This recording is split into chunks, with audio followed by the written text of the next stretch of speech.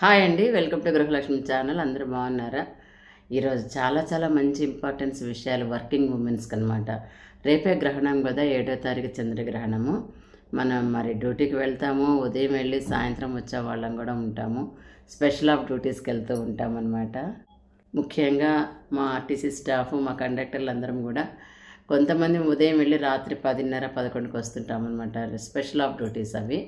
Traffic jam వలన late అయిపోయి లేటుగా ఇంటికి వస్తుంటాం. మార్నింగ్ నుంచి రాత్రి వరకు డ్యూటీలోనే ఉంటాం కాబట్టి గ్రహణం టైంలో ఏం చేయాలి మేము మరి?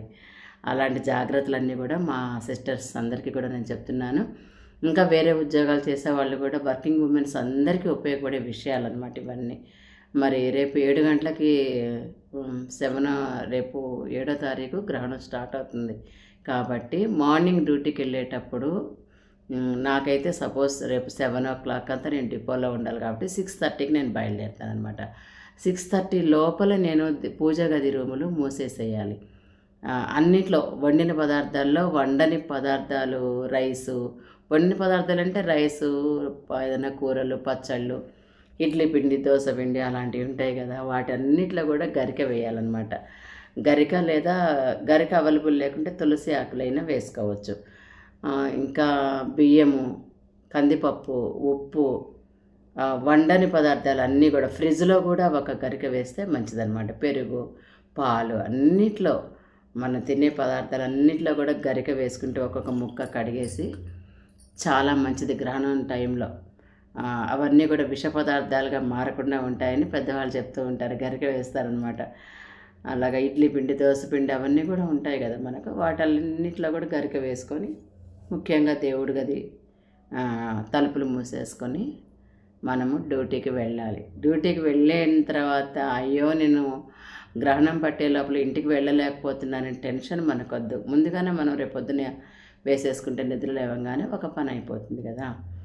ఇంకా ఆహారం నియమాలు వస్తే ఏం చెప్పాలంటే, మనము 12 గంటల 7వ తారీఖు రేపొద్దున 12:53 సూతక కాలము స్టార్ట్ అవుతుంది. అంటే గ్రహణం పట్టే ముందుగా 9 గంటల ముందు ఈ కాలం, సూతక కాలం అనేది స్టార్ట్ అవుతుంది. కాబట్టి మనం లంచ్ 12:30 కంప్లీట్ చేస్తే మంచిదన్నమాట. డ్యూటీలో ఉంటాం కదా, రన్నింగ్లో ఉంటుంది బస్సు, ఎలా తినాలని సందేహమే వద్దు. మనం ఎలాగో స్పూన్తో తినడం మనకు అలవాటే, చాలామంది కూడా. రైస్ స్పూన్ తీసుకెళ్ళి మనం స్పూన్తో కలిపేసుకొని గబగబా 12:30 లోపల మనం కానీ అన్నం తినేసినట్లయితే లంచ్. ఈవినింగ్ టైము 7 లోపల ఫ్రూట్స్ ఏదైనా 2 యాపిల్స్ కానీ, జామ పళ్ళు కానీ, అరటిపళ్ళు కానీ, ఏవైనా ఫ్రూట్స్ 7 లోపల మనం తిన్నామంటే డిన్నర్ కంప్లీట్ అయిపోతుంది. ఇక గ్రహణము 9:58 గ్రహణం స్టార్ట్ అవుతుంది కాబట్టి నైటు ఆ లోపల ఇంటికి వస్తే మరీ మంచిదే. లేదా ఇంటికి రాలేని పక్షంలో మనం ఎట్టి పరిస్థితుల్లో కూడా గ్రహణం చూడకూడదు. చూడకుండా రావడానికి ప్రయత్నం చేయాలన్నమాట. ఇంకా మనం అంటే కండక్టర్స్ స్పూన్తో తినేస్తాము, మరి డ్రైవర్ల మా బ్రదర్స్ సంగతి ఏమిటి? మన బ్రదర్లందరూ ఏం చేస్తారు అడుగుతారు కూడా, మీరంటే స్పూన్తో తింటున్నారు మేడం, మేమేం చేయాలని? మీరు కూడా స్పూన్ తెచ్చుకోండి. బస్సు ఎక్కడైనా సిగ్నల్ దగ్గర ఆగినప్పుడు గబగబా తినేస్తాయండి. అలా చేయాలి. ఏదో ఒక ఆల్టర్నేటివ్ వెతుక్కోవాలి. మనం గ్రహణం ఆ టైం లోపల 12:30 లోపల మనము భోజనం చేస్తే చాలా మంచిదన్నమాట. లంచ్, టిఫిన్ ఎలాగో మార్నింగ్ టిఫిన్ చేస్తాం కదా, అలాగా చంద్రగ్రహణము రాత్రి 7వ తారీఖు రాత్రి 58 పట్టి తెల్లవారుజామున 8వ తారీఖు 1:30 టైంలో గ్రహణం విడుస్తుందన్నమాట. దాదాపు 3:30 గంట సేపు గ్రహణం పడుతుంది చంద్రుడికి. ఇంకా చంద్రుడు ఎరుపు రంగులో కనిపిస్తాడు గ్రహణం పట్టినప్పుడు. చంద్రగ్రహణం ఏర్పడిన ముందు 9 గంటలు చెప్పాను కదా, 9 గంటల ముందే సూతక కాలం వస్తుందని చెప్పి నేను అన్నీ రాసుకున్నాను అనమాట. ఒకటి ఏదన్నా చెప్పడం మీకు మిస్ అవుతానేమోనని చెప్పి. నాకు అసలు మతి మారిపోతుంది థైరాయిడ్ వలన. గ్రహణము ఇవన్నీ చెప్పేశాను మీకు, గరిక వేసుకోవాలని కానీ ఇవన్నీ కూడా. మెయిన్ ఏంటంటే మనము వీలైన వాళ్ళము ఇంట్లో ఉన్న వాళ్ళైనా సరే, బస్సులో మనం డ్యూటీ చేస్తున్నా సరే, హనుమాన్ చాలీసా చదువుకుంటే చాలా మంచిది గ్రహణం పట్టినప్పుడు. లేదా భగవన్నామ స్మరణ చేస్తే మంచిది. మనకి ఏది తోస్తే అది శ్రీరామ అనుకోవచ్చు, జయరామ అనుకోవచ్చు, శ్రీకృష్ణ అనుకోవచ్చు, లక్ష్మీదేవిని అనుకోవచ్చు. ఏదైనా కూడా భగవన్నామ స్మరణ చేసుకోవడం గ్రహణం పట్టిన సమయంలో చాలా మంచిది. మనకు కష్టాలు రాకుండా ఉంటాయి. ఆ గ్రహణ దోషం అనేది మనకు పట్టకుండా ఉంటుంది. ఇంట్లో వాళ్ళ మీద కానీ బయట వాళ్ళ మీద కానీ కోపగించుకోకూడదు. కోపం అనేది మనకి రాకూడదు. చాలా శాంతంగా నవ్వుతూ ఉండాలి. ఒకవేళ కోపం వచ్చిందనుకోండి 15 రోజుల పాటు మనకి ఏదైనా కష్టాలు రావడానికి అవకాశం ఉంది. కష్టాలు అంటే పెద్ద పెద్ద కష్టాలు ఏం కాదు, చిన్న చిన్నవి అనమాట. సో కోపం ఎందుకండి, నవ్వుతూనే ఉంటే పోతుంది కదా. నవ్వుతూ హ్యాపీగా మన చుట్టాలతో కానీ, ఫ్రెండ్స్తో కానీ, బంధువులతో కానీ, భర్తతో కానీ, మన ఇంట్లో వాళ్ళతో, పిల్లలతో కానీ అందరితో కూడా నవ్వుతూ గడపాలి గ్రహణం టైంలో. కోపంగా మాత్రం అసలు ఉండకూడదు సుమా. కోపాన్ని దగ్గరికి రానియకూడదు. ఇంకా ఏం చేస్తామంటే మన లేడీస్ అందరము సాయంత్రం, మా ఊర్లో కూడా చాలామంది పొద్దున్నే లేవాలంటే కష్టం అని చెప్పేసి ఈవినింగ్ టైంలోనే వాకిలి ముందు కడిగి ముగ్గులు వేస్తారనమాట. 7వ తారీఖు నైటే, 8వ తారీఖు ఉదయం గ్రహణం పడుతుంది కదా, మరి ఉదయం కూడా వాకిలి చిమ్మి ముగ్గేసుకోవాలి. కాబట్టి ఎవరైనా ఈవినింగ్ వేసేవాళ్ళంటే ఆ రోజు గ్రహణం రోజు వేయకండి. మార్నింగ్ చక్కగా తలస్నానం చేసి గ్రహణ స్నానము వాకిలి చిమ్మి ముగ్గేసుకోండి.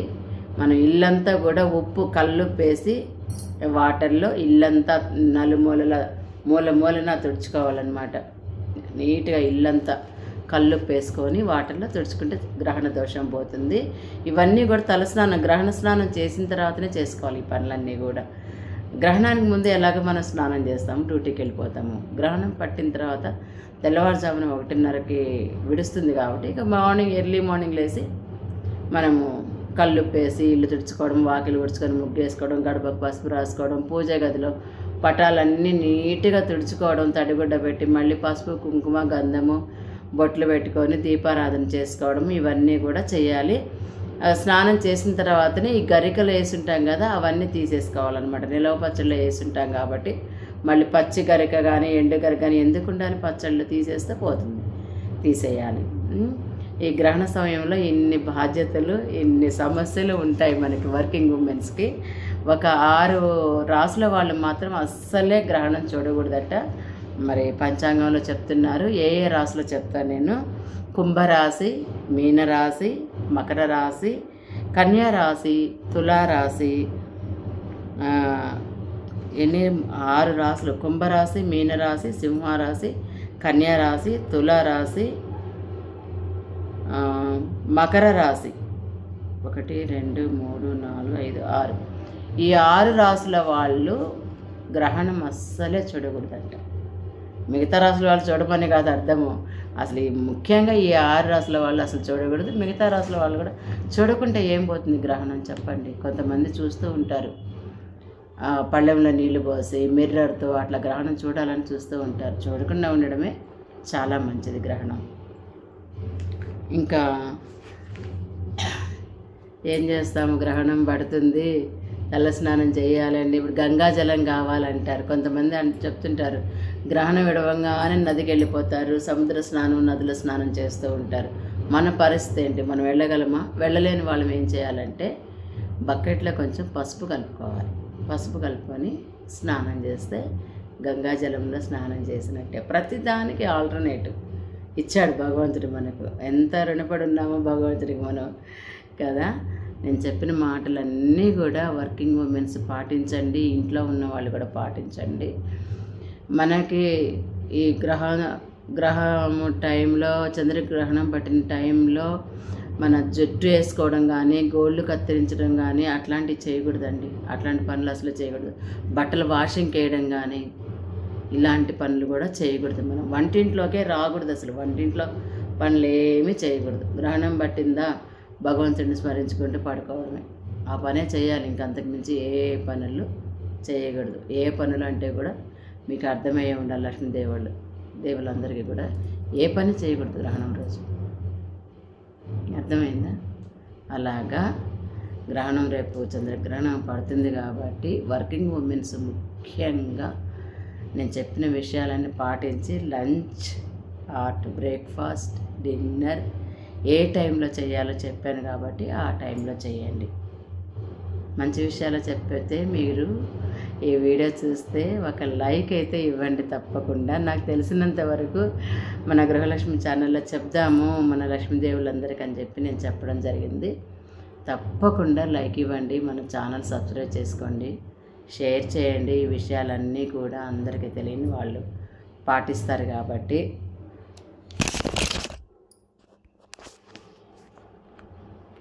ఓకే మరి, బాయ్ బాయ్.